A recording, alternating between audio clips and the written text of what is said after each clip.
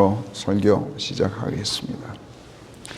오늘은 아까 우리가 묵상한 시편 119편 6째 단락 49절부터 56절까지의 말씀을 본문으로 해서 지난주에 이어서 우리의 인생 행로라는 시리즈 설교 7번째로 진행하겠습니다. 하나님의 말씀을 49절에서는 그 말씀 그대로 주의 종에게 하신 말씀 이렇게 쓰고 있죠. 50절에서도 주의 말씀 이렇게 하나님의 말씀을 말씀 그대로 말씀이라고 부릅니다. 그러다가 51절에서는 주의 법 이렇게 바꾸어 부릅니다. 주의 법. 그리고 52절에서는 또 주의 법도 이렇게 고쳐 말하죠. 그리고 53절에서는 다시 주의 법이라고 했다가 54절에서는 복수형으로 주의 법령들 이렇게 바꿔 부르고 55절에 와서는 다시 단수형으로 주의 법이라고 했다가 56절에서는 다시 또 복수형으로 주의 훈계들 이렇게 고쳐 말합니다. 단수형으로 법 하면 큰 틀로서의 법, 큰 테두리로서의 법, 다양한 규칙들과 규범들의 기초가 되고 근거가 되는 최상위에 놓인 법, 이걸 말합니다. 이것을 성경은 다른 말로 도라고도 하고 길이라고도 하고 법도 계명 또는 언약 이렇게 부르기도 합니다. 나라에도 헌법이라는 것이 있죠. 다양한 여러 가지 법률들과 법령들의 기초가 되고 근거가 되는 큰 틀로서의 최상위에 놓인 법이 헌법입니다. 헌법.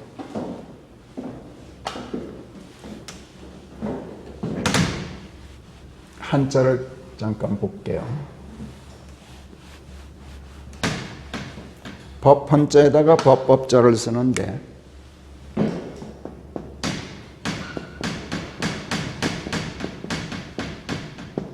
이게 법 헌자입니다. 그 다음에 법자죠. 이게 헌법이에요. 법자가 두 개 겹쳐 있는데 의미가 좀 틀리죠. 여기서 이 법자를 보면은 이건 물입니다. 물 숫자를 이렇게 30연으로 줄여서 쓰죠. 그 다음에 이거는 없앨고 제거한다는 뜻이에요. 말씀의 물로 죄를 씻어내는 걸 법이라 그래요. 굉장히 성경적이죠. 법 헌자를 보면 이렇습니다. 이걸 집명자라 그러는데 집을 말해요. 우주를 뜻합니다. 우주를 한자에서는 집이라 그래요. 성경에서도 그러죠. 집주예요. 우주를 집주자를 써서 우주라고 부르죠. 이 위에 점 하나 찍으면 우주 위에, 그러니까 셋째 하늘이 되겠어요. 거기에 하나님, 계신 하나님이 됩니다. 그 다음에 이 아래에 주 하나님, 주인 주자가 있어요. 그분이 뭘 하느냐면은 이걸 하셔요. 이게 넉석자가 아니라 그물망자입니다. 이걸 줄인 글자예요. 그물망자. 그물망자인데 고기 잡는 그물이 아니에요. 고기 잡는 그물은 이렇게 쓰죠.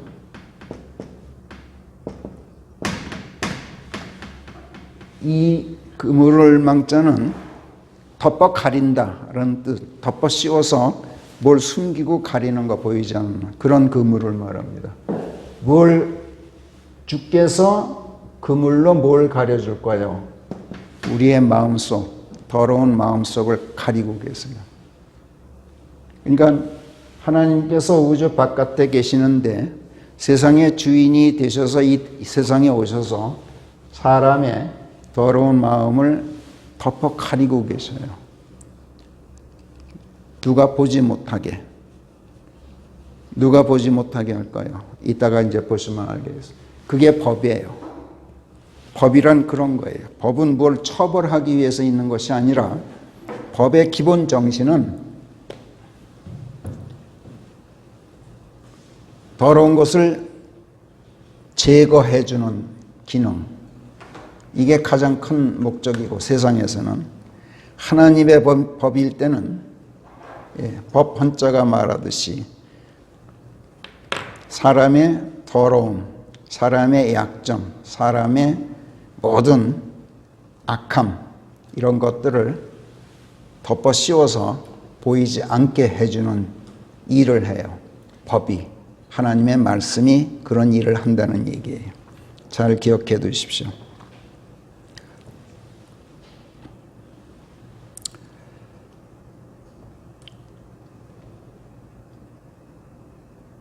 성경적으로 해석하자면 그렇게 된다는 얘기예요.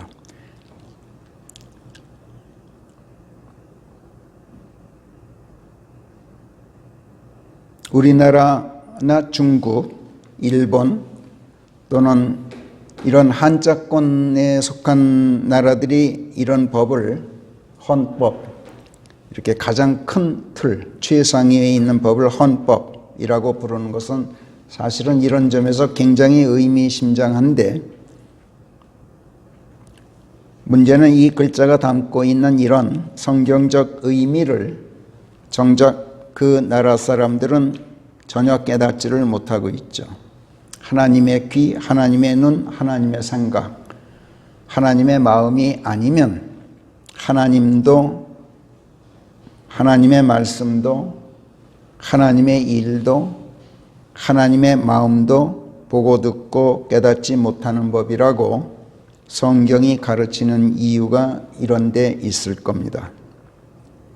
큰 틀로서의 하나님의 법 또는 도, 길 또는 법도 이렇게 바꾸어 부르는 이런 법에 기초하여 여러 가지 규칙들을 구체적으로 세분화한 것들을 법령들, 길들, 법도들, 계명들, 규례들, 율례들 이렇게 복수형으로 달리 표현하고, 이런 것들을 지켜야만 영혼 세계로 들어가서 영원한 안식 속에서 영원한 안녕과 복지를 누리면서 영원히 살게 된다. 이렇게 가르치고 증언하고 명령하고 예언하고 약속할 때 그 말씀들을 다른 말로 가르침들, 훈계들, 증거들, 예언들, 언약들 이런 식으로 달리 표현한다는 것을 우리가 벌써 몇 주 전부터 배워왔는데, 세상에서는 법이라고 하면은 사회의 공공질서를 확립하고 시민의 안녕과 복지를 도모하고 유지하기 위해서 모든 사회 구성원들이 준수하도록 규정된 준칙, 이걸 말하죠. 이 점에서는 성경에서도 마찬가지입니다. 그러나 성경이 법이라고 말씀할 때는 그 도모하고 지향하는 바가 시민사회의 공공질서와 안녕복지에 머무르지 않는다는 점이에요. 그 지평을 훨씬 더 멀리까지 넓힙니다. 이 점에서 성경이 말씀하는 법은 세상이 말하는 법과는 크게 다릅니다. 세상의 법이 도모하고 지향하는 사회 질서와 안녕 복지는 한 나라 한 지역에 국한되죠. 아무리 넓어봤자 국제사회라고 우리가 흔히 말하는 지상의 영역을 넘지는 못합니다. 세상의 법은. 그러나 성경이 말씀하는 하나님의 법이 도모하고 지향하는 질서와 안녕 복지는 한 나라 한 지역은 물론이고 지상 전체의 영역을 뛰어넘어서 우주 밖의 세계로까지 확장됩니다. 그래서 하나님의 법이 도모하는 질서와 안녕 복지는 사회 질서와 지상 인민의 공공 안녕복지를 뛰어넘고 세계 질서도 뛰어넘고 심지어 우주 질서까지도 뛰어넘습니다. 또 하나님의 법이 도모하는 질서와 안녕복지는 이처럼 공간적으로만이 아니라 시간적으로도 무한대로 뻗어나갑니다. 성경이 말씀하는 그 지평이 이 지구에서 우주 밖 하나님의 영원 세계로까지 확장되는 거죠.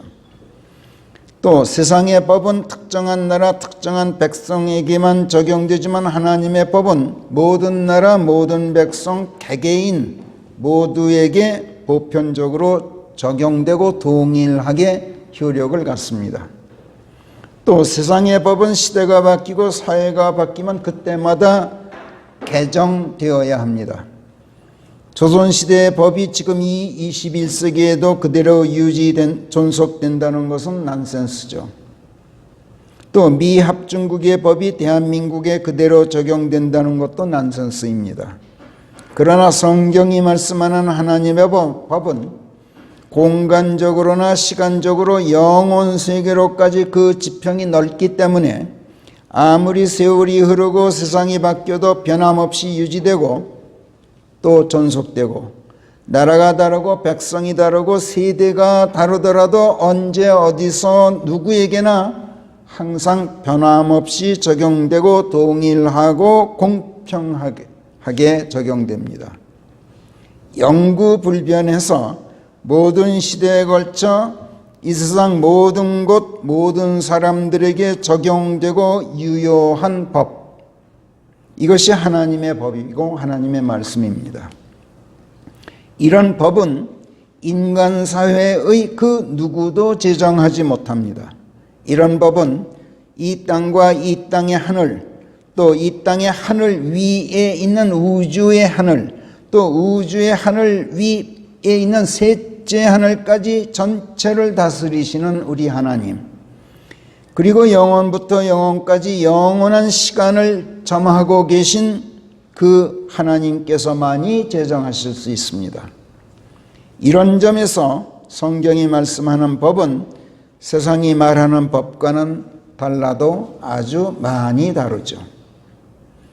큰 틀에서의 법이건 세분화된 구체적인 규칙들로서의 법령이건 또 가르침과 명령과 예언들로서의 훈계들이건 하나님의 법은 영원 세계를 도모하고 지향하기 때문에 영원 불변일 수밖에 없다는 것, 이것을 예수께서 마태복음 23장 35절에서 선언하시면서 이렇게 말씀하셨어요. 하늘과 땅은 사라져 없어질 것이로되 내 말씀들은 사라져 없어지지 않으리라. 영원 불변하다는 거예요. 누가복음 16장 17절에서도 율법의 한 획이 없어지기보다는 하늘과 땅이 사라져 없어지는 것이 더 쉬우니라. 심지어 이렇게까지 말씀하셨어요. 그리고 산상설교 중에는 마태복음 5장에서 17절, 18절, 20절까지 이렇게 말씀하셨어요. 거기는 우리 같이 한번 읽어봅시다. 마태복음 5장 17절부터 시작. 내가 율법이나 선지서들을 폐하러 온 줄로 생각하지 말지니 나는 폐하러 온 것이 아니라 이루러 왔느니라. 그런즉 내가 너희에게 말하노니 진실로 하늘과 땅이 없어지기 전에는 어떤 일이 있어도 율법에서 1.1획도 없어지지 않고 끝내 다 이루어지리라. 그러므로 누구든지 이들 계명들 중 가장 작은 것 하나라도 어기고 또 사람들에게도 그러라고 가르치는 자는 하늘의 왕국에서 가장 작은 자라고 일컬어지게 되리라.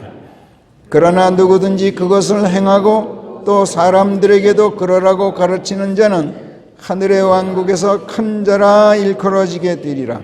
그래서 내가 너희에게 말하노니 너희의 의가 서기관들과 바리새인들의 의를 능가하지 않으면 어떤 경우에도 너희가 하늘의 왕국에 들어갈 수 없으리라. 율법과 선지서들이란 물론 구약 성경을 말하죠. 구약 성경에 수록되어 있는 법, 구약 성경에 있는 도, 길, 법도, 계명, 언약으로서의 하나님의 말씀, 또 복수형으로 길들, 법도들, 계명들, 법령들 이렇게 부르는 훈계들, 증거들, 예언들, 언약들로서의 하나님의 말씀들, 이걸 말합니다. 그리고 이런 말씀들을 폐하러 온 것이 아니라 이루러 왔다, 이렇게 하신 말씀은 수정하거나 변경하거나 폐기하러 오신 것이 아니라 그 법을 높이 받들어서 그 법이 요구하고 명령하고 가르치는 것을 이행하고 완수함으로써 그 말씀들이 예언하고 있는 것을 성취하고 또 그 말씀들이 약속하고 있는 것을 예수님 당신을 통해서 모든 사람들이 받아낼 수 있도록 하는 그런 경지를 열어놓기 위해서, 그래서 모든 사람들이 그 경지에 도달해서 하나님의 왕국에 들어가는 길을 열어놓도록 하기 위해서 오셨다나, 이런 말씀이에요. 법은 지키고 행하라고 주어지죠. 보기 좋으라고 만들어 놓은 게 아니라 지켜라, 행하라. 그래서 누구든지 지키고 행하지 않으면 법은 있으나 마나 또 그 대신 준엄하게 처벌되도록 또 처벌 조항까지 있어요. 이런 터에 그 법에 준거한 법령들 중 가장 작은 것 하나라도 어긴다면, 그리고 다른 사람들에게도 그러라고 가르친다면 하늘의 왕국에서 가장 작은 자라고 일컬어지게 된다는 것인데, 문제는 하늘의 왕국에서 가장 작은 자라고 일컬어지고만 끝난다면 좋겠는데 그게 아니라 그렇게 끝나지 않는다는 데 있어요. 하늘의 왕국에서 가장 작은 자라고 일컬어진 다음 지옥으로 보내지기 때문에 문제가 있어요. 그러나 그 모든 법령들과 계명들과 규례들과 훈계들 중 가장 작은 것 하나라도 어기지 않는다, 이거 절대로 불가능하다는 걸 우리가 알고 있어요. 서기관들과 바리새인 같은 사람들은 하나님에 대하여 아주 경건하고 하나님의 법에 대하여 대단히 철저하고 충실한 종교인들인데, 그런 사람들도 하나님의 법을 다 지키지는 못해요. 그래서 모든 사람이 죽어야 하고 죽어서도 그 혼이 지옥에 가서 영원토록 고통을 당해야만 하게 돼 있어요. 이것은 하나님께서 친히 제정하신 법과 구약 율법서들과 선지서들에 아주 상세히 설명된 법령들, 율례들, 훈계들 자체가 밝히고 있는 규정입니다. 하나님께서 친히 제정하신 법 조항들이에요. 하나님께서는 이것이 마음에 걸리셨어요. 당신께서 제정을 하셨는데 그 법 때문에 살아남을 사람이 아무도 없어. 죽어서도 그 혼이 다 지옥에만 보내줄 수밖에 없어. 영 이것이 마음에 걸리셨어요. 그런데 하나님의 법은 영구불변이야. 수정할 수도 없고 변경할 수도 없고 폐기할 수도 없어요.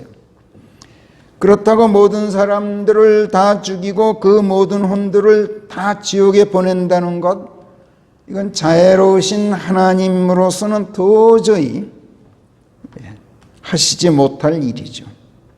그래서 하나님 자신이 모든 사람들을 대신해서 그 준엄한 법이 요구하는 바를 이행하고 그 법의 의의를 이루시려고 친히 이 땅에 오셨다는 거예요. 사람의 육신을 입고 이 땅에 오셔서 모든 사람을 대신해서 피 흘려 죽으신 예수 그리스도가 바로 그 하나님이셨습니다. 그래서 누구든지 그분을 믿고 그분의 죽으심 안으로 침례되어 들어가서 그분과 함께 죽고 그분과 함께 육신을 장사 지내고 그 혼이 그분께 안긴 가운데 밀착해 있으면, 그러면 그분의 부활의 편성에서 함께 살아 일으켜지고, 그러고 나서도 그분 안에 계속 안겨 있기 때문에 그분이 나를 덮어 씌워서 마귀의 눈에 띄지 않도록 나를 철저하게 보호해 주시도록 하나님께서 그렇게 하셨어요. 그게 이 글자예요. 그물로 내 마음속을, 더러운 마음속을 덮어 가리는 것은 마귀가 보지 못하게 하려고 그래요. 왜 마귀가 보지 못하게 할까요? 마귀가 보면 마귀가 일러요, 하나님께. 마귀는 참소자죠. 근데 내 마음을 더럽게 한 자가 누구예요? 마귀 아닙니까? 나를 미혹한 자가 누구예요? 마귀 아닙니까? 나를 꼼짝 못하게 만든 자, 압제자가 누구입니까? 마귀 아닙니까? 그래서 내 마음이 온통 더러워졌는데, 지가 나를 더럽게 해놓고도 그걸 하나님께 찌르는 자가 마귀예요. 마귀란 데블, 디아볼로스란 말은 고발자, 참소자라는 뜻이에요. 고발하는 자예요. 그리고 지가 나를 그렇게 만들어 놓고 나를 놀려대요. 그게 조롱하다. 디아볼로스는 조롱하다라는 뜻도 가지고 있는 헬라어예요. 하나님께서 그러지 못하게 하려고, 하나님께서 그 고발을 받으면 처리하지 않으실 수가 없어요. 왜? 실제로 그렇거든. 마귀가 찔른 대로 원인이 어찌됐든 더러워진 건 사실이란 말이야. 처벌하지 않으실 수가 없는 거야. 그래서 법을 만드신 거야. 그게 법 한자란 말이에요. 그러시려고 예수 그리스도가 되어서 하나님께서 친히 오셨어요. 바로 이것이 우리의 의가 서기관들과 바리새인들의 의를 능가할 수 있는 유일한 방법이에요.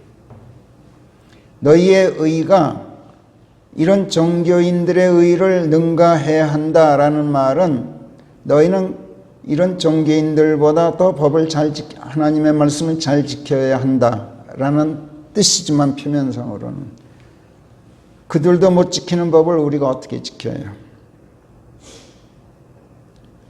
결국 이 법을 완수하실 수 있는 분은 그 법을 제정하신 당사자 하나님밖에 없단 말이에요.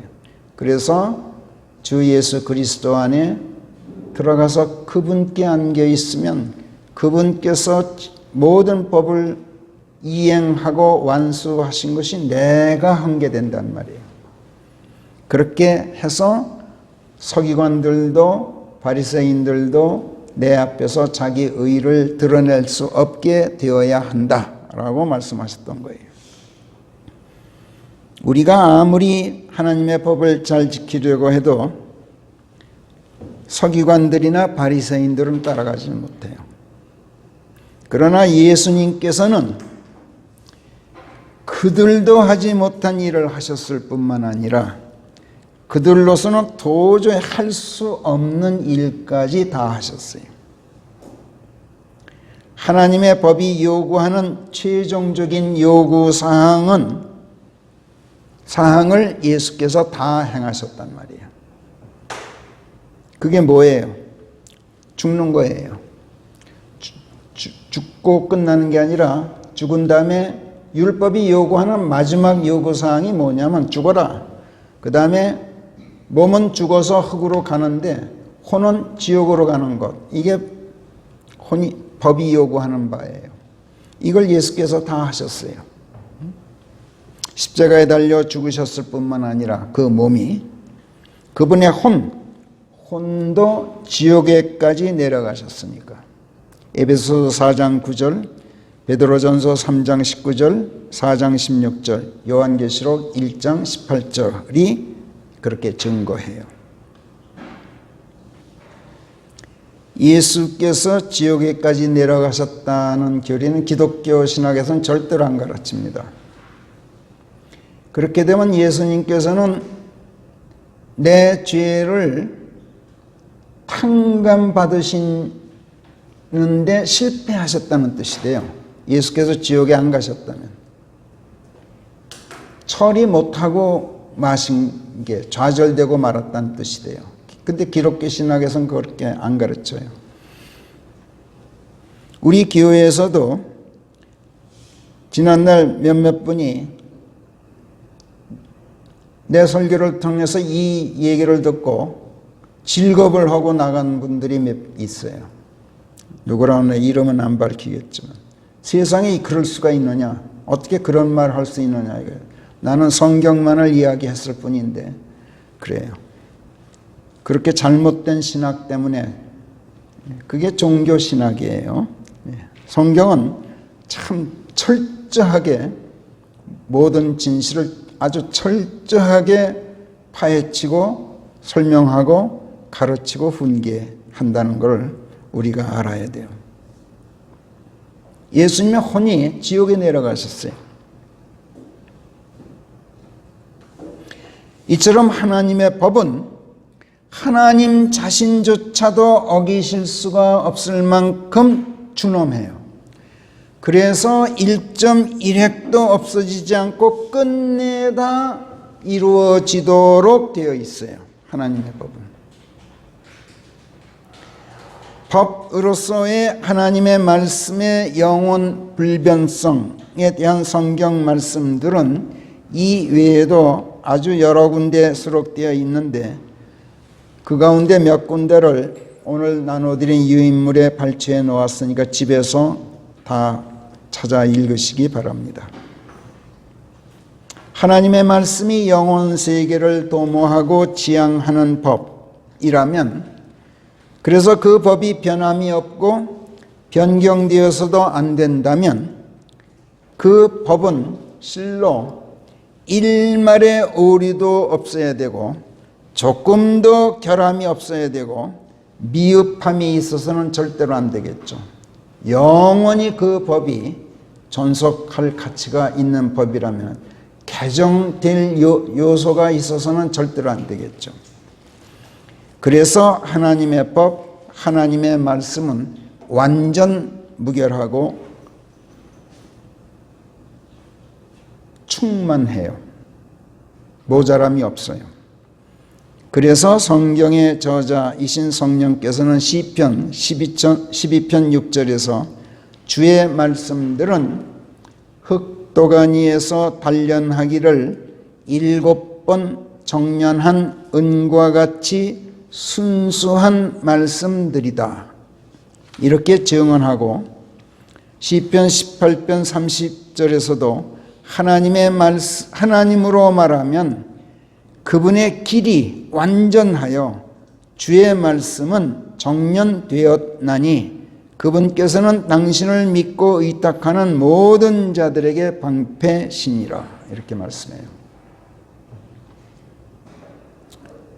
하나님의 말씀이 진리인 이유는 하나님의 말씀이 첫째는 영원하기 때문이고 둘째는 영원하기 위해서 정련된 은, 금처럼 순수하기 때문이고 셋째는 영원 세계에서 영원한 안식을 누리며 살 영원한 생명을 주기 때문에 진리인 거예요.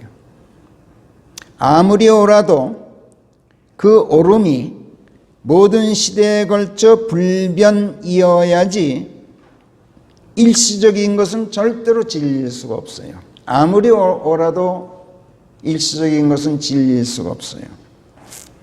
또 아무리 옳아도 모든 곳에 모든 사람들에게 보편적으로 옳아야지 누구에게는 옳고 누구에게는 옳지 않으면 진리일 수가 없겠죠. 그렇죠? 또 아무리 옳아도 영원한 생명을 주지 못하면 절대로 진리일 수가 없어요. 모든 시대에 걸쳐 불변이고 모든 곳 모든 사람들에게 보편적으로 의로운 법 그 무엇보다도 영원한 생명으로 인도하는 길, 이것은 하나님께서나 제정하고 계시하실 수 있지 사람은 절대로 이런 법을 만들 수가 없어요. 성경 말씀이 하나님의 법이고 하나님의 말씀이며 하나님의 의이고 진리인 까닭. 그래서 영원 불변인 가운데 영원히 존속하는 구원의 말씀인 이유가 바로 이거예요. 그것만이 아니에요. 하나님의 말씀은 모든 시대 모든 곳에 걸친 영원한 보편 진리이기 때문에 지금 이 시대 현세에서도 당연히 진리예요. 오는 세상만이 아니라 이 세상에서부터 모든 시대에 걸쳐서 진리이기 때문에, 그래서 성령께서는 우리의 인생 행로에서 우리가 하나님의 말씀들을 마음에 간직하고 그 길을 행할 때 우리가 받아 누리게 될 하나님의 현세적 은총들, 이 세상에서 주시는 은혜들을 또한 보증하시면서 잠언 3장에서 1절부터 8절까지 해서 다음과 같이 말씀하셔요. 한번 읽어봅시다. 참 기분 좋은 말씀이죠. 잠언 3장 1절부터 시작. 내 아들아, 내 법을 망각하지 말고 오직 네 마음이 내 계명들을 간직하고 있도록 할지니. 잠깐만요. 법을 지킨다라고 할 때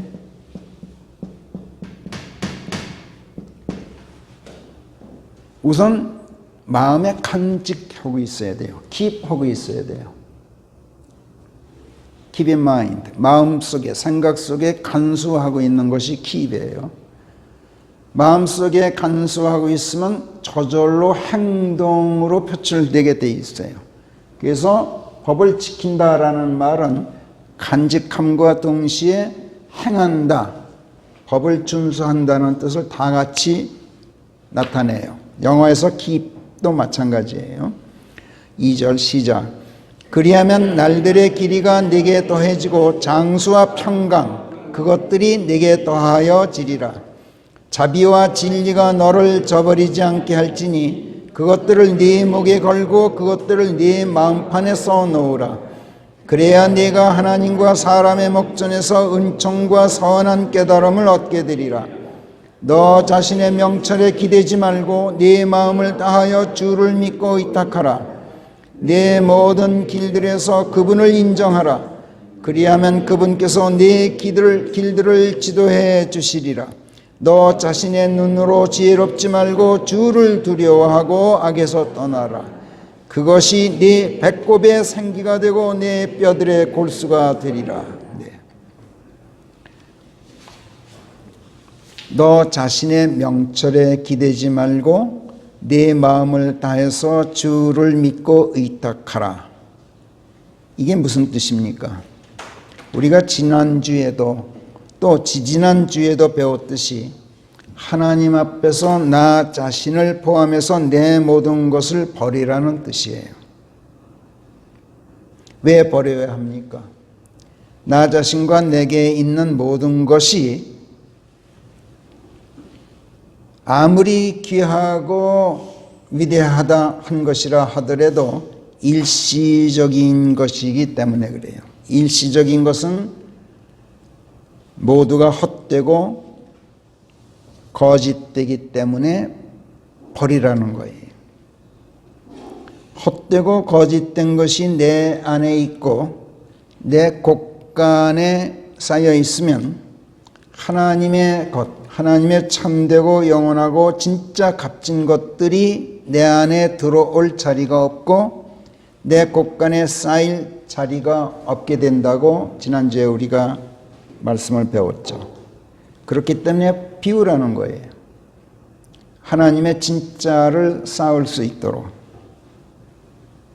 내 생각, 내 명철, 내 지혜가 나를 가득 채우고 있으면 하나님의 말씀이 들어앉을 자리가 없어요.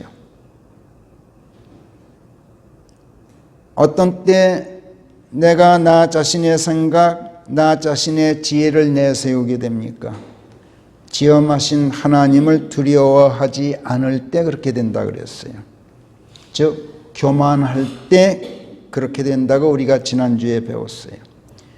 그렇다면 왜 하나님을 두려워할 줄 모르고 내가 교만한 것인가? 시편 119편으로 돌아가서 아까 읽었던 대목으로 돌아가 봅시다. 우선 앞에서 말했듯이 하나님의 말씀을 다양한 단어들로 달리 표현하였다가 55절에 이르러서는 그것을 주의 이름이라고 부르고 56절에서는 주의 이름을 this, 이것이라고 대명사로 지칭하고 있어요. 성경에서 주의 이름, 하나님의 이름, 예수 그리스도의 이름이라고 할 때 이것이 하나님의 명칭, 그리스도의 명칭일 때도 있지만 대부분의 경우 주께서 이르신 말씀, 하나님께서 이르신 말씀, 그리스도께서 이르신 말씀 또는 성령께서 그리스도에 대해서 이르신 말씀이라는 뜻이라고 우리가 벌써 오래전부터 공부해 왔거니와 그야말로 우리가 제대로 옳게 배운 것이라는 것을 여기서 또 한 번 확인해 주고 있어요. 법이라고 했다, 하나님의 말씀이라고 했다, 법령들이라고 했다, 길들이라고 했다, 훈계들이라고 했다, 다시 하나님의 말씀들이라고 했다. 그것을 다시 끝에 와서 주의 이름이라고 결론을 내리고 있어요. 이 또한 기독교 신학에서는 누구도 가르치지 않는 거예요.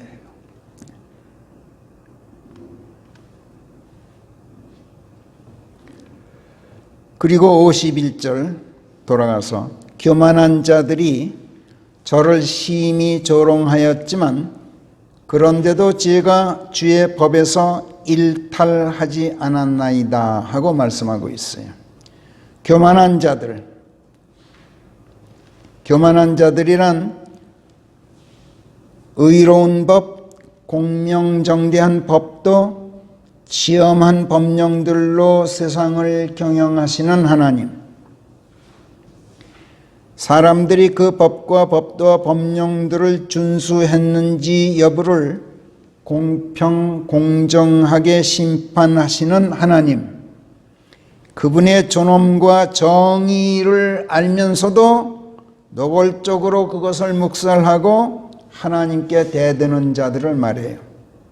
또 하나님의 존엄과 정의를 알도 그래서 경건한 태도로 하나님을 공경하면서 순종하는 척 하면서도 하나님 앞에서 은연중에 사람의 생각을 버리지 않고 사람의 생각에서 나오는 사람의 신념과 이념을 내세우는 자들, 그러면서 인간의 희망사항을 제시하면서 하나님과 딜하려는 자들, 하나님과 협상하고 거래하려고 하는 자들,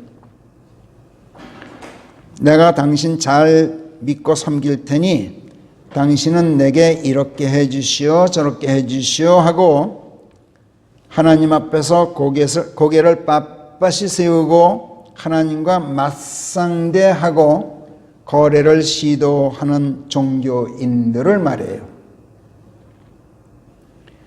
고개를 세우고 하나님과 맞상대하는 자를 킹제임스 성경은 adversary라고 그러죠.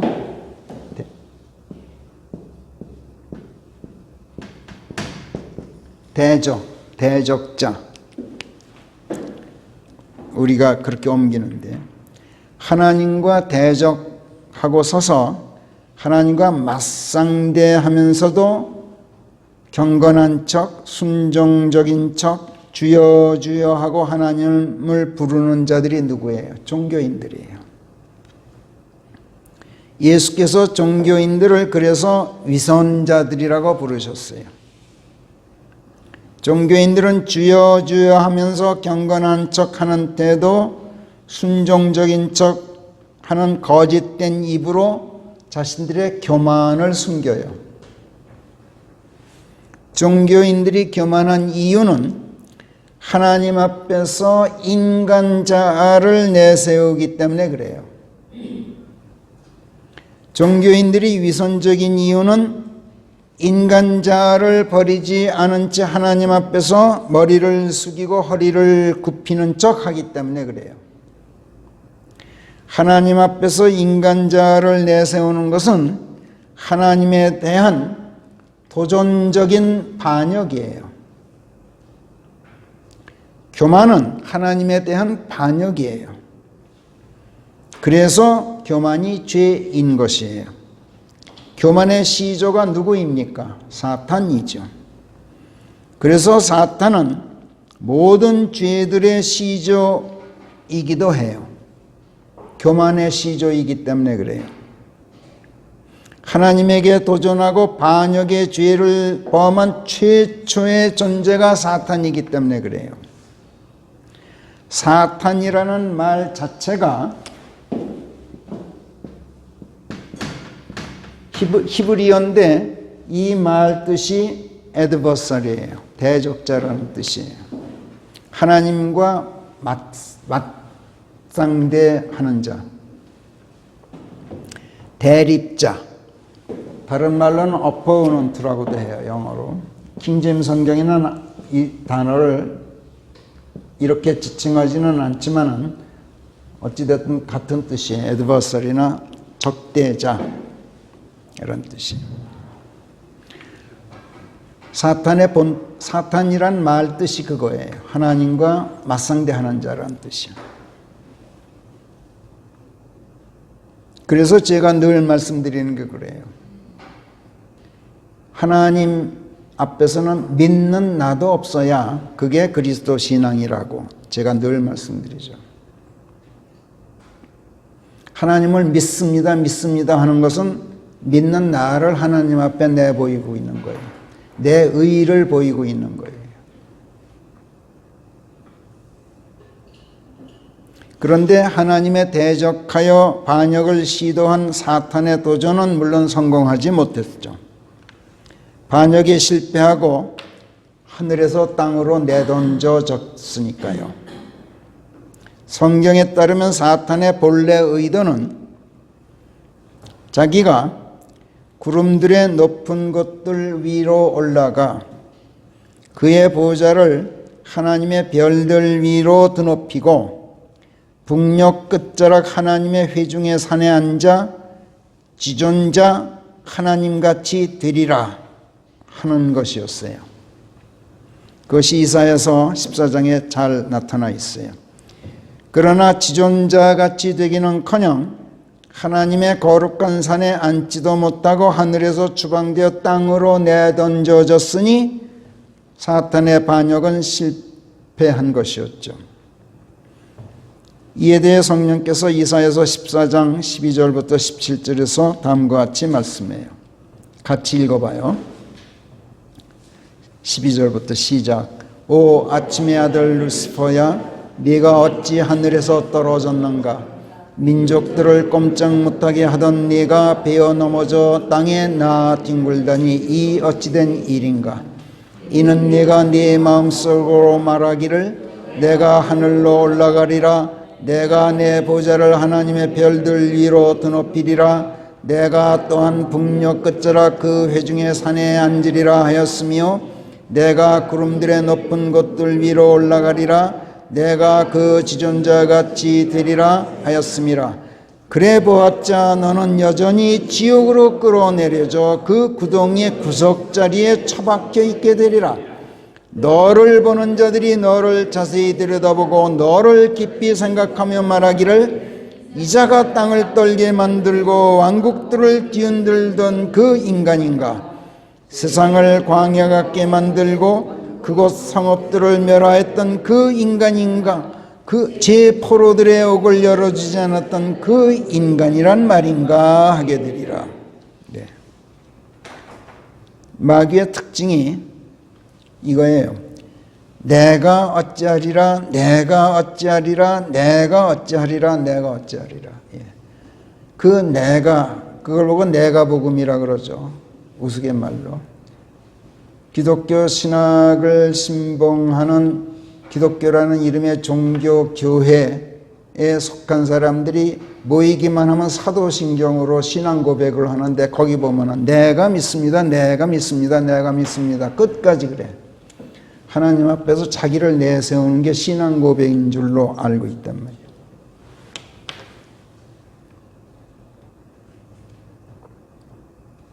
아침의 아들 루시퍼, 그가 처음 창조되었을 때의 지극히 영광스러운 타이틀이 바로 이것이었어요. 루시퍼. 에스겔서 28장 12절부터 19절까지에 수록된 하나님의 말씀에 따르면 사탄은 처음 하나님의 보좌를 지키는 기름 부음 받은 덮는 그룹이었어요. 에스겔서 28장에 보면 자세히 나와요. 그런 존재로 창조되어서 하늘에 있는 하나님의 동산 에덴, 땅의 지상의 에덴이 아니라 하늘에 있는 동산이에요. 하나님의 동산 에덴에 있었어요. 그러니 사탄의 그 영광이 다른 모든 피조물들의 영광을 다 합친 것보다도 더 빼어났어요. 오죽하면 그가 완성의 종지부를 찍고 그 절정에 이르러 있어 지혜로 충만하고 아름다움이 있어 완전하였다라고 에스겔서 28장 12절에서 하나님께서 친히 경탄하고 계셨어요. 당신께서 창조해 놓으신 사탄을 놓고 지혜로 충만하고 아름다움이 완전한 데다가 그 타이틀마저도 영광스럽게 아침의 아들 루시퍼, 아침의 아들로서의 아침별. 아침별이 뭐예요? 태양이죠. 태양의 찬란함, 그것이 그의 타이틀이었어요. 그것만이 아니에요. 그의 몸은 온통 보석이라는 모든 보석이 덮고 있었어요. 또 재물이 얼마나 많았는지 이루 말할 수 없이 부유했어요. 뿐만 아니라 그가 창조되던 때부터 북치고 피리 부는 빼어난 음악적 재능이 그의 안에 선천적으로 내재되어 있었어요. 그는 모든 면에서 완전했어요.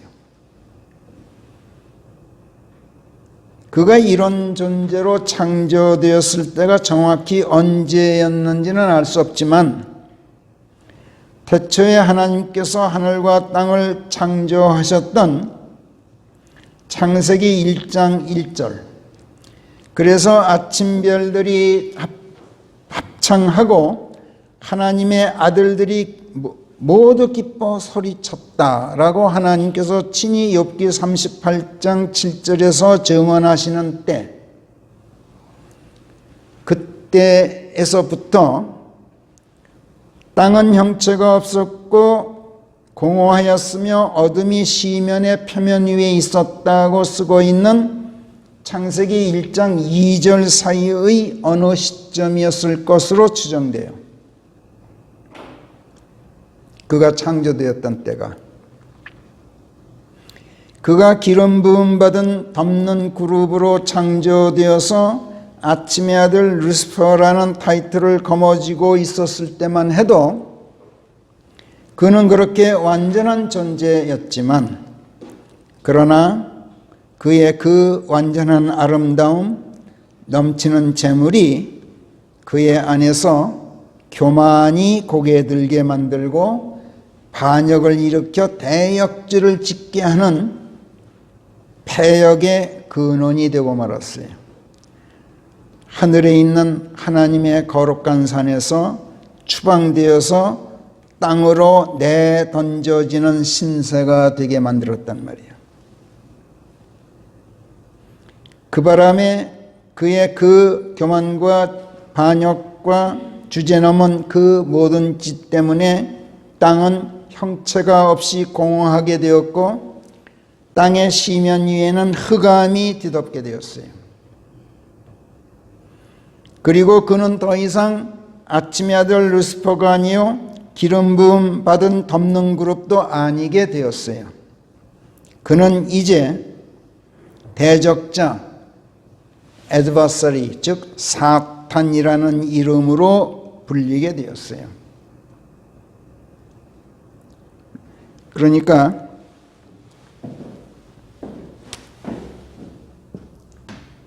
루시퍼가 사탄이 된 거예요. 여기서 또 뭘로 바뀌어요?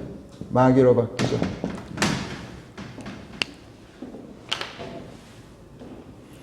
그의 죄는 그것으로 그치지 않았죠. 사탄은 또 창세기 3장 4, 5절에서 하나님께서 선과 악을 알게 하는 지식의 나무 열매를 먹지 못하게 금하신 이유를 설명하면서 인간에게 인간이 그것을 먹는 날에는 눈이 열려서 선과 악을 아는 신들처럼 되리라는 것을 하나님께서 아시고 인간이 그렇게 되는 것을 막으려고 그러신 것이다. 반드시 죽으리라고 엄포를 놓으신 것이다. 그래서 그것을 먹어도 반드시 죽지는 않는다. 이렇게 인간에게 거짓말을 했어요.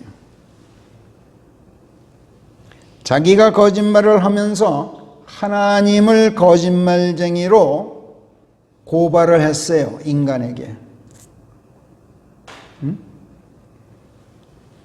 참소했단 말이야. 거짓참. 거짓 무고하게 고발을 했어요. 이때 사탄이 데블로 바뀌었어요. 마귀로. 이게 참소자라는 뜻이야. 고발자. 무고하게 거짓된 죄를 씌워서 고발하는 자라는 뜻이에요. 하나님께서 마귀를 만드신 것이 아니라 사탄 자신이 마귀로 전락한 거예요.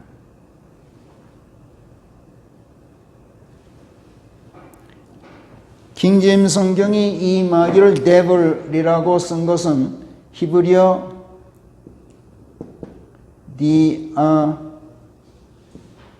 디아볼로스를 음역한 거예요.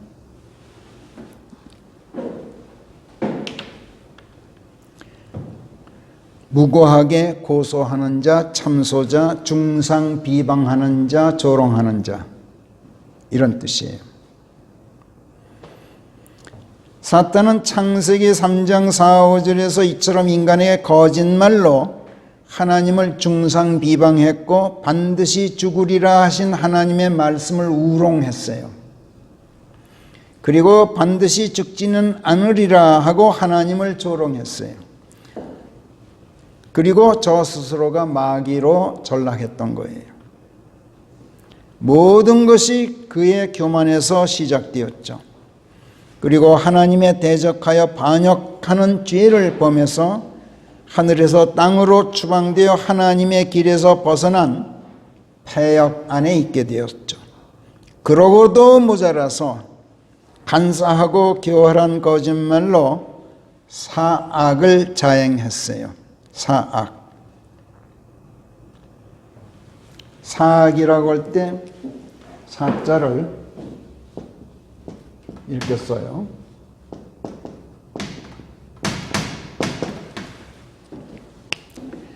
간사할 사자. 근데 어긋날 사자예요. 어긋나다.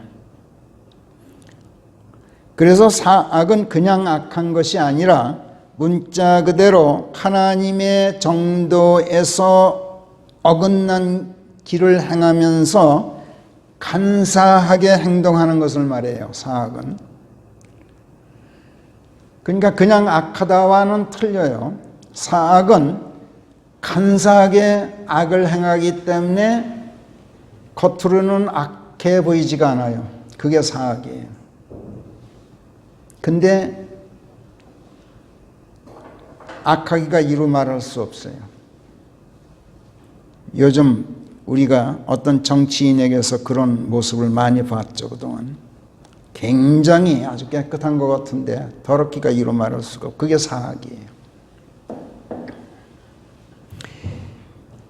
그래서 사악은 이런 점에서 패역과 같은 뜻이에요. 하나님의 정도에서 벗어난 길이에요. 그걸 행하는 자예요. 하나님께서는 사탄을 땅으로 추방하시고 그 땅을 그대로 놔두지 않고 형체도 없이 공허하게 만드시고 수면 위를 온통 짙은 흑암으로 뒤덮어 버리셨어요.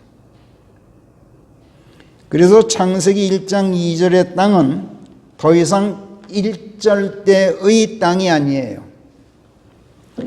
성경은 창세기 1장 1절과 2절 사이에 얼마나 긴 세월이 흘렀는지 일체 언급하지 않아요.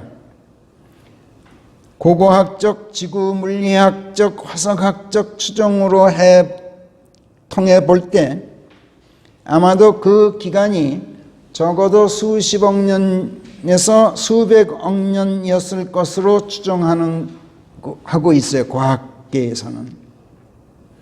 오늘날 암석층에서 발견되는 화석들은 창세기 1장 2절 이전의 수십억 년 내지 수백억 년 전 사탄이 하늘에서 땅으로 추방되고 그 땅이 형체도 없이 공허하게 되었을 때 멸종했던 생물들의 흔적이에요. 그래서 하나님께서 창세기 1장에서 인간을 지으시고 1장 28절에서 복되게 하신 뒤에 말씀하시기를 자식을 많이 낳고 번성하여 땅을 리플레니시 하라라고 명령하셨어요.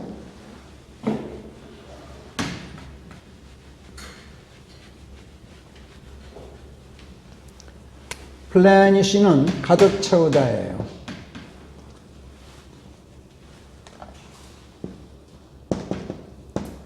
가득 채우다. fill, 가득 채우다. 여기다 리라는 접두사가 붙으면 다시라는 뜻이 돼요. again. 다시 플래니시해라. 다시 가득 채워라. 현재 땅과 땅의 하늘과 땅의 바다에 서식하고 있는 생물들은 지금 이 시대에 있는 그런 생물들은 태초에 하나님께서 하늘과 땅을 창조하셨던 창세기 1장 1절 때의 생물들이 전혀 아니에요. 오늘날 화석에서 발견되고 있는, 그리고 인간들이 이름 붙이기를 무슨 피테칸트로푸스니 시난트로푸스니 호모 에렉투스니 네안데르탈인이니 하는 그런 유인원들이 인류의 조상이었다고 말하는 진화론자의 주장은 그래서 아주 황당무계한 거짓말이에요. 그런가 하면 지구의 역사가 6천년이라고 말하는 창조론자들의 주장 또한 성경 기록에 대한 무지에서 나온 순진한 거짓말이에요. 인간을 포함해서 현재 지상에 살고 있는 모든 동식물들의 창조 역사는 6천년인 게 맞아요. 지금 현재 동물이든 식물이든 인간이든 지금 현재의 생물들은 창조 역사가 6천년인 게 맞아요. 그러나 지구의 창조 역사, 지구 자체의 창조 역사는 수십억 년 내지 수백억 년 전의 창세기 1장 1절로까지 거슬러 올라가야 돼요. 하나님께서 인간을 창조하시고 자식을 많이 낳고 번성하여 땅을 필하라, 가득 채우라고 명령하신 게 아니라 리플레니시 하라고 명령하셨는데, 이것을 개역본이 RBRSB가 필로 고쳤어요. 그것을 우리말 역본들이 그냥 뭐 킹제임스 성경이라는 타이틀까지 붙인 것까지 다 그대로 따르고 추정하고 있는 거예요. 슬쩍 바꿨어요, 단어를. 영한사전을 보면 replenish라는 단어가 두 가지 뜻이 다 있어요. 하나는 가득 채우다, 또 하나는 다시 채우다. 두 가지가 다 있어요. 킹제임스 성경이 만들어질 당시에 중세 영어를 집중적으로 조명하고 있는 영영사전을 보면은 replenish의 뜻이 plenish 플러스 re라는 접두사 플러스 plenish 이렇게 딱 구분해 놨어요. 다시 plenish하다, 다시 채우다 이렇게 돼 있어요.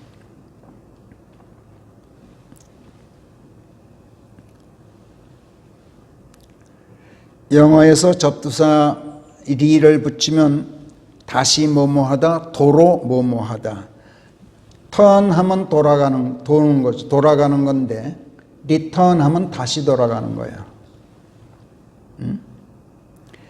모델링 하면 어떤 틀을 만드는 건데 리모델링 하면 다시 만드는 거 아니에요. 오픈 개업하다, 열다. 리오픈 하면 재개업하는 거예요. 그렇잖아요. 플래니시에 리를 붙이면 리플래니시, 다시 채우다. 노아의 대홍수가 끝나자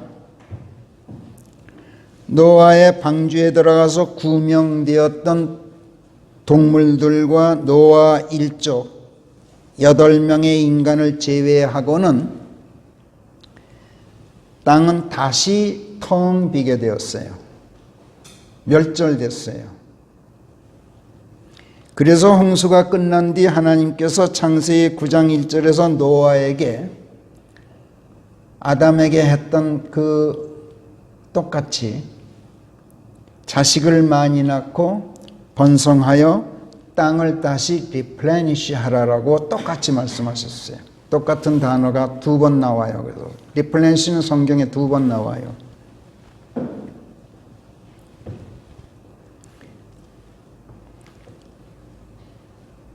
그래서 이 개역본을 번역한 우리말 그 역본을 번역한 사람들이 굉장히 당황을 해요. 여기서 앞에서는 가득 채우라는데 뒤에서는 이거 다시 채우라라고 해맞는데 앞에서 그렇게 해놨기 때문에 어떻게 할까? 그래서 옛날에 나온 걸 보면 다시 채우라로 했어요. 그랬다가 또 채우라, 가득 채우라로 또 고쳤어요. 그랬다가 다시 또 돌아갔다가 몇 번 성경이 여러 번 개정되는 동안에 막 혼란을 일으킨 게 나타나요. 킹제임스 성경이라는 타이틀을 붙인 역본들도 그래요. 한킹은 제가 이걸 리플래니시를 설명해 준 다음에는 수정됐어요. 처음에 나온 그 간행본에는 그냥 휠로 돼 있어요. 개역본 그대로 추정해서. 그래서 창세기 1장 1절과 1장 2절 사이에 그 시간적 간극, 그것이 수십억 년 내지 수백억 년이라고 지구 물리학적, 고고학적 또는 생물학적 그 연구에 의해서 추정되고 있는 것이 성경과 전혀 배치되지 않는다는 것. 그래서 화석이 설명되고 화석에서 발견되는 그 어떤 유인원도 뭐 네안데르탈 인인이 무슨 크로마뇽 인인이 하는 것들, 에렉투스니 무슨 하는 것들 전혀 인간의 조상이 될 수가 없어요. 그건 진화론이 거짓말은 개들하고 우리하고는 종이 틀려요.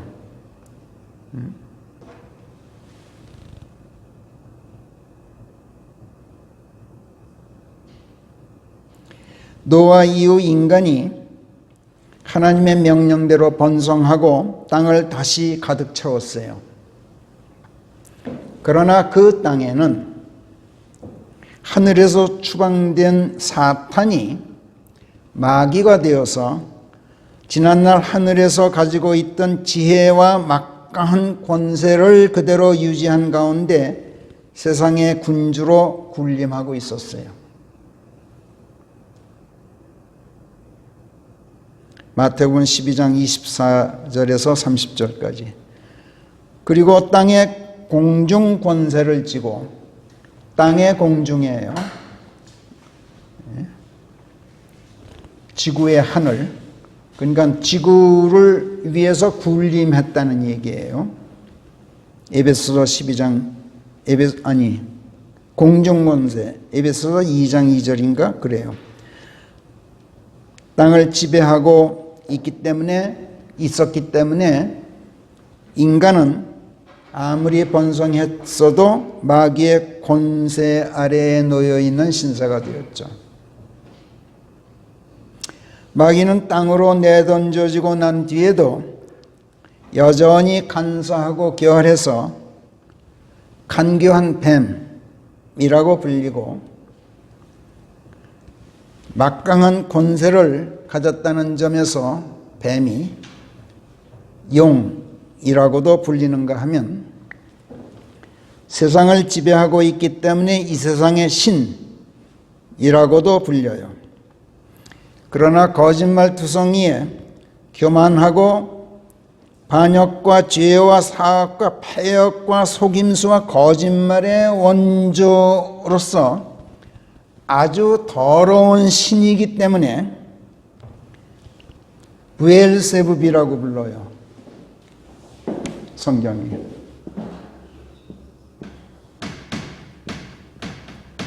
브엘세붑이 무슨 뜻이냐면 똥신이란 뜻이에요. 예? 그러니까 똥이 우리말하고 발음이 같아요. 똥이라 그래요, 영어로. 브엘세붑, 마태복음에서 나오죠. 똥신이라는 뜻이야. 그리고 인간에게 막대한 해를 끼치는 아주 유해한 신, 아주 파괴적인 놈이에요. 그래서 또 벨리알이라고도 불려요. 성경에서. 용이나 큰 뱀이면서도 온갖 화려하고 값비싼 비단으로 몸을 휘감고 있는 짐승이에요. 뱀이 참 화려하죠. 그래서 화려한 비단으로 몸을 감고 있다라는 뜻에서 레비아탄이라 그래요. 욥기 41장에서. 그런가 하면 음행을 자행하는 모든 자들의 어미라는 점에서 창녀 또는 큰 창녀, 요한계시록 17장에서 창녀들의 어미 이렇게 불려요. 그리고 온갖 교활한 술수로 자신의 실체를 철저히 숨기고 있다는 점에서 신비라고도 불려요. 요한계시록 17장 5절에서. 이런 이름들이 복수형이 되면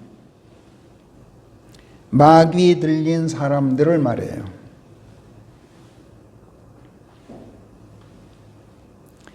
그런데 이사야서 아까 본 14장에서는 사탄이 King of Babylon 이렇게 되어 있어요. 사탄의 타이틀이 그렇게 설명이 돼요.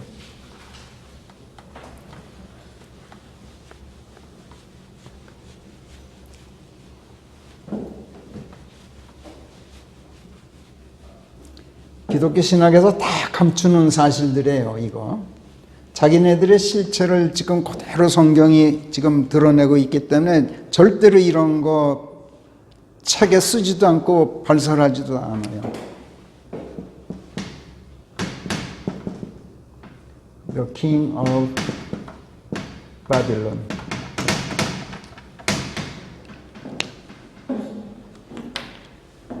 요한계시록에서 바빌론이 거대한 종교 집단을 말한다는 것은 여러분들이 다 잘 알고 있죠.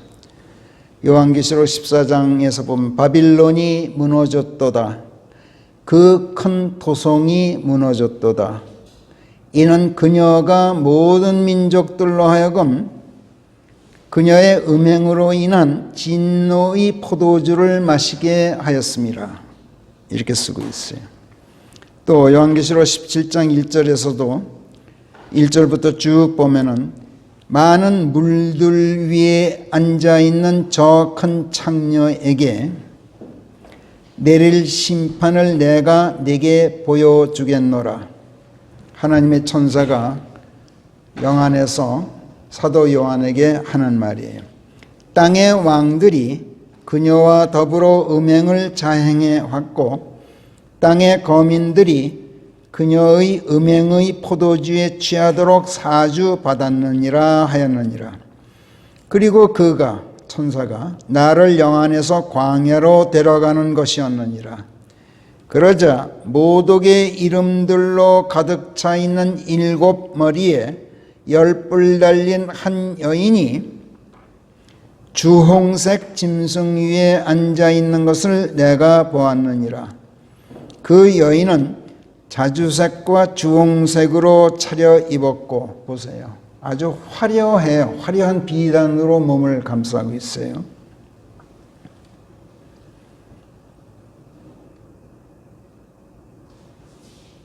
황금과 보석들과 진주들로 치장하였으며, 사탄의 모습이 원래 창조되었을 때의 모습이 그랬죠. 그녀의 음행으로 인한 혐오스러운 것들과 더러운 것들이 가득 찬 황금잔을 손에 들고 있었느니라. 여러분들 로마 가톨릭 교회의 소위 미사라는 걸 구경해 보신 적이 있는지 모르겠지만, 신부가 황금잔을 반드시 들고 거기에 포도주를 담아서 이렇게 미사 때마다 그럽니다. 그리고 그녀의 이마에는 한 이름이 쓰여 있었는데 신비요, 대바빌론이며 창녀들과 땅의 혐오스러운 자들의 어미라 쓰여 있었느니라. 그 여인이 성도들의 피와 예수님의 순교자들의 피에 취해 있는 것을 내가 또 보았나니 내가 그녀를 보았을 때 나는 큰 경탄과 함께 기이하게 여겼느니라. 이렇게 말씀해요. 아무리 경건하고 아무리 하나님을 섬겨도 성경적 그리스도 신앙을 짓밟고 하나님과 맞상대하려는 종교 집단은 그것이 로마 가톨릭 집단이건 개신교 집단이건 아무튼 기독교라는 이름의 종교 집단은 모두가 하나님의 대적자들로서 교만하고 음란한 데다가 위선적인 자들이에요.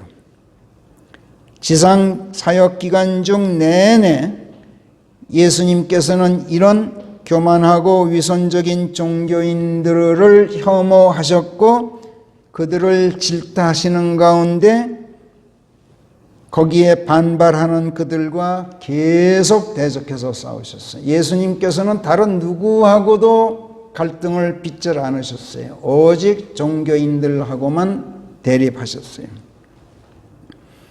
마태복음 23장에 보면 종교인들에 대한 예수님의 질타가 얼마나 신랄했던지 소름이 끼칠 정도예요. 위선자들인 서기관들과 바리새인들아 너희에게 화로다 라고 시작되는 쭉 나오는 건 시간 관계상 다 읽지는 않겠어요. 모든 위선적인 행위가 나오고 있는데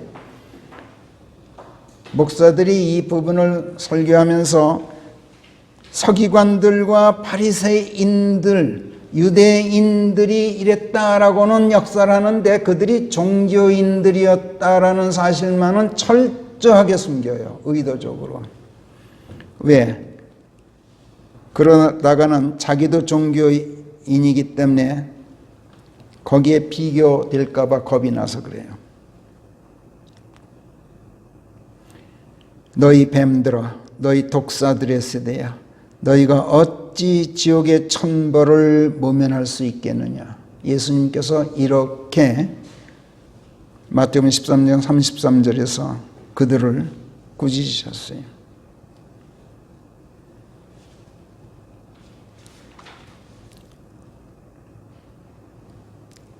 하나님께서는 이런 집단에 속한 종교인들을 향해서 이사야서 14장 22절에서 그러니까 루시퍼, 사탄에 대해서 말씀한 대목이에요.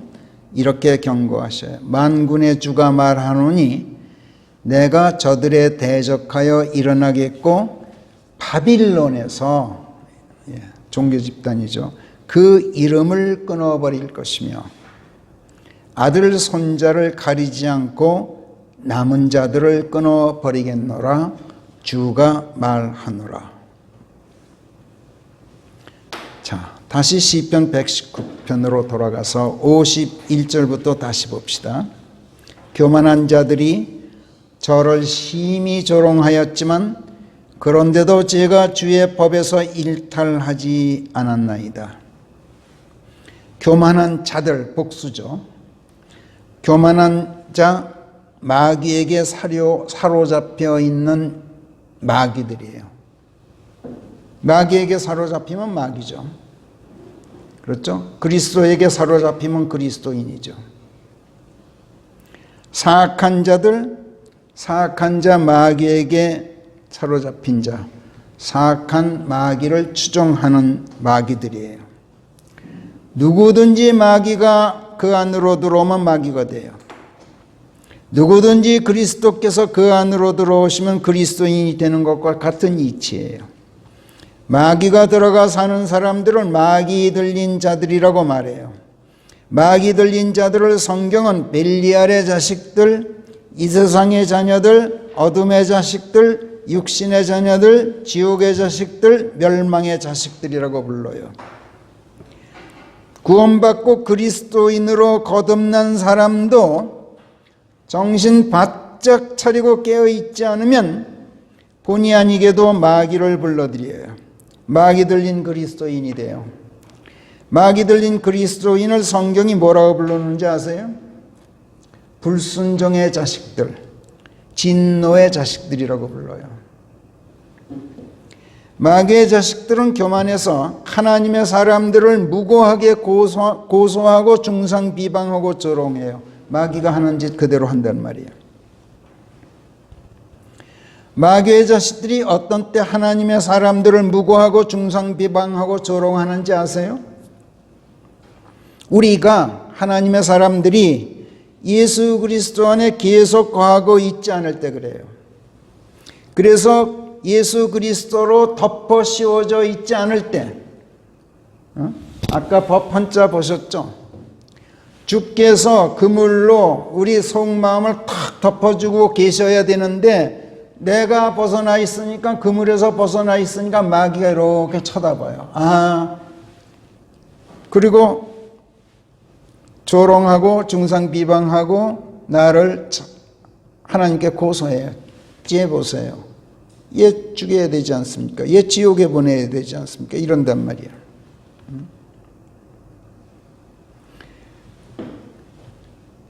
예수 그리스도로 덮어 씌워져 있지 않으면 육신적 자아가 마귀의 자식들 눈에 띄게 되어서 마귀에게 조롱당하고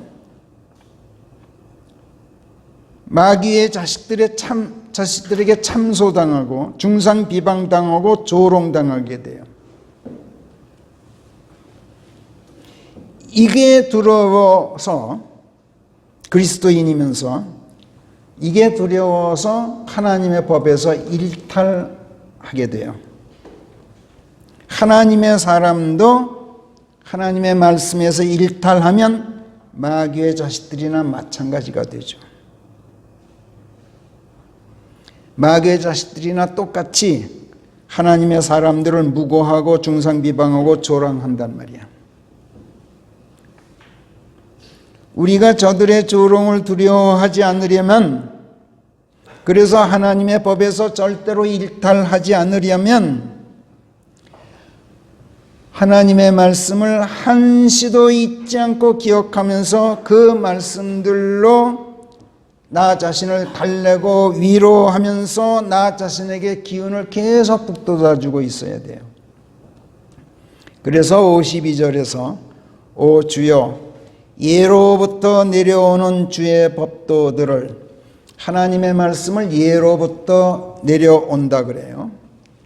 왜 예로부터 내려와요?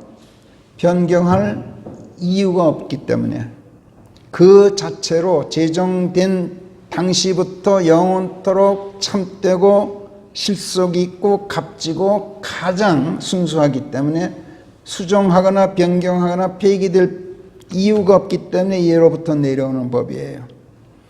그 법도들을 제가 기억하면서 저 자신을 달래어 왔나이다. 53절 주의 법을 저버리는 사악한 자들 때문에 공포가 저를 사로잡았었나이다.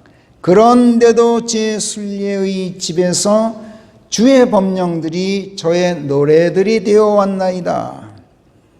노래 부른다는 말이 무슨 뜻입니까? 정춘희 자매님, 노래 부른다. 시 같은 거 가사에 곡조 붙여서 부르면 노래 부르는 거죠. 그런 뜻만 있는 건 아니죠. 노래하고 있네 이런 말 있죠. 똑같은 말을 계속 짓거리고 계속 반복하면 노래한다 그러죠. 영어에서도 똑같아요.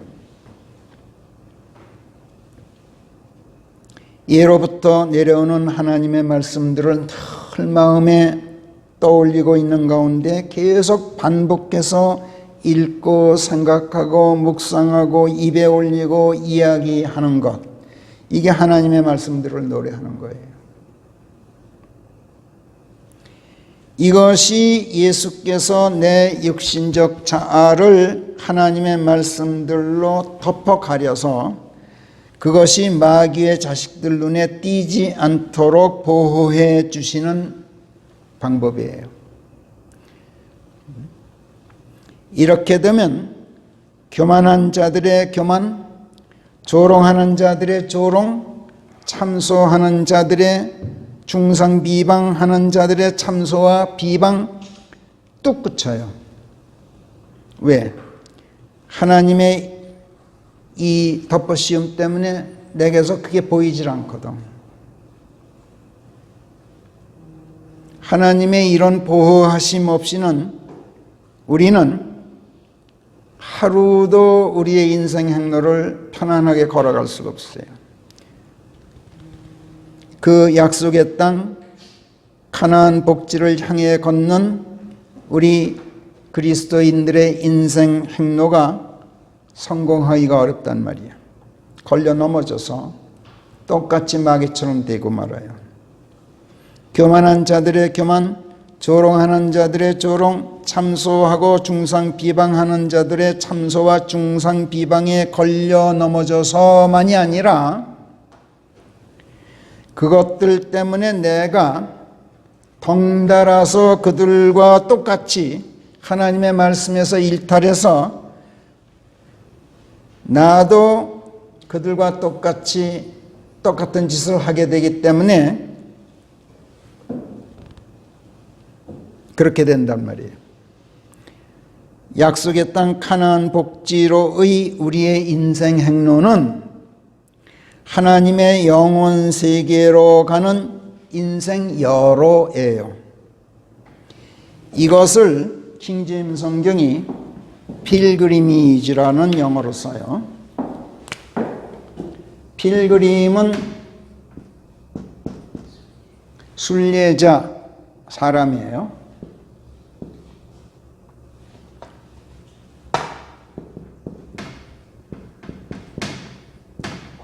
이거는 순례라는 뜻이야. 순례 여행.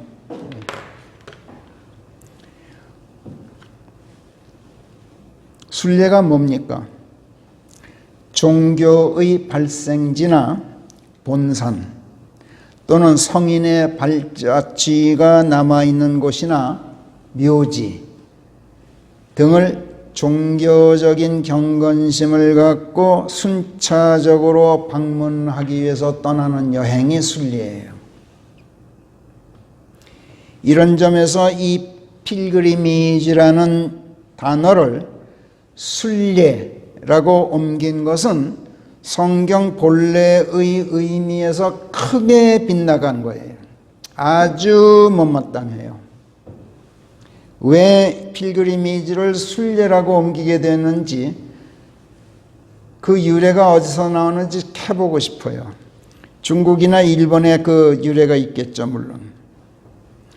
영어 사전에 보면 그것도 킹제임스 성경이 번역되었던 당시의 중세 영어를 바르게 정의하고 있는 사전에 보면은 필그리미지의 의미를 내세를 향한 지상에서의 the course of life, 인생여로 이렇게 정의하고 있어요.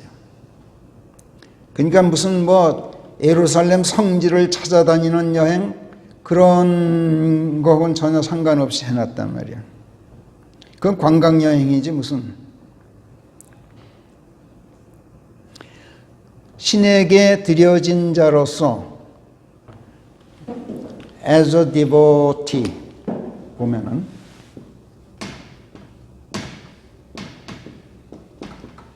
신에게 드려진 자로서 성지를 방문할 목적으로 떠나는 여행 이렇게도 돼 있어요. 그러니까 예루살렘을 성지로 본다면 내가 가는데 관광객으로 가는 게 아니라 하나님께 드려진 자로 가는 여행이에요. 그게 필그리미지의 정의예요.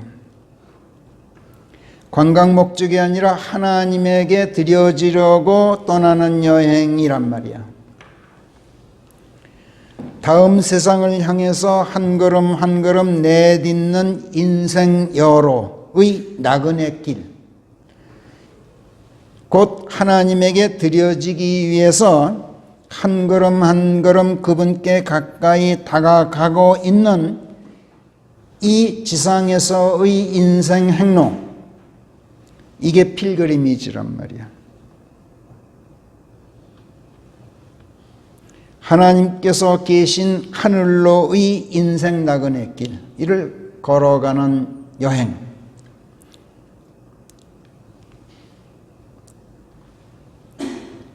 그런데 우리말로 이 단어를 여태까지 순례라고 해왔고 이것이 너무 고착화되어서 우리도 할 수 없이 지금 그냥 순례라고 옮기고는 있는데 아무래도 이거 재고해야 되겠어요. 성경 본래의 의미를 살리는 용단을 내려야 할 것 같아요.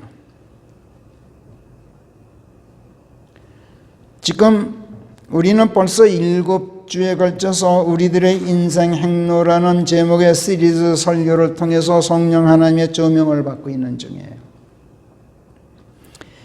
약속의 땅 가나안 복지로의 나그네 길, 하나님께서 계신 셋째 하늘, 그 영원 세계로의 여행길, 그것을 향한 지상에서의 이 인생 행로에서 우리가 어떻게 한 걸음 한 걸음을 내디뎌야 할 것인가를 지금 성령께서 성경 말씀들로 우리들에게 가르쳐주고 계시단 말이에요.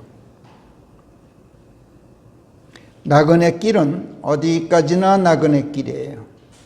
그래서 낯설고 험난한 아주 고된 길이죠. 그래서 하나님께서는 우리에게 당신의 법, 당신의 길, 법도, 계명을 빛으로 주셨어요.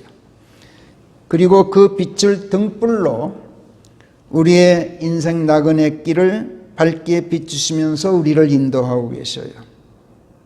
그리고 훈계들과 예언들과 언약의 말씀들을 우리에게 주셔서 우리로 하여금 스스로를 달래고 위로하게 하시고 또 우리 자신을 내게 힘을 불어넣게 해주고 계셔요. 52절 오 주여 예로부터 내려오는 주의 법도들을 제가 기억하면서 저 자신을 달래어 왔나이다. 이게 그 말씀이에요. 주의 법을 저버리는 사악한 자들 때문에 공포가 저를 사로잡았나이다. 그런데도 제 순례의 집에서 주의 법령들이 주의 노래들이 되어 왔나이다. 우리가 살고 있는 이 세상은 순례의 집이에요. 순례의 집이란 지금 우리가 살고 있는 이 세상을 말이에요. 하나님께 가까이 다가가는 영원 세계로의 인생 여로, 이것이 지금 우리의 삶이에요. 기도하겠습니다. 자애로우신 하나님 아버지, 여우들에게도 굴이 있고 공중의 새들에게도 둥지가 있을 때 사람으로 온 나 이 아들에게는 머리 둘 곳도 없노라 하셨던 주님의 말씀을 이 시간 저희가 머리에 떠올리게 됩니다. 주님처럼 저희에게도 이 땅에는 머리 둘 곳이 없음을 저희가 깊이 깨닫사오니 하나님, 교만하고 사악한 자들의 비방과 조롱이 저희들의 발목을 잡고 저들의 공포가 저희들을 사로잡아도 이 순례의 집에서 주의 말씀들이 제 노래들이 되어 왔나이다 하는 그 고백이 저희들의 고백이 되기를 원합니다. 한밤중에도 주의 이름을 기억하면서 주의 법을 지켜왔나이다 하고 고백할 수 있는 그 자랑스러움이 저희들에게도 있게 되기를 원합니다. 하나님, 말씀의 그물을 저희들에게 덮어 씌우셔서 저희들의 육신적 자아가 아버지 하나님의 눈에는 물론이고 세상 사람들의 눈에도 마귀의 눈에도 뜨이지 않도록 저희들을 가려 주시옵소서. 감사하옵고 우리 주 예수 그리스도의 이름 안에서 기도하옵나이다. 아멘.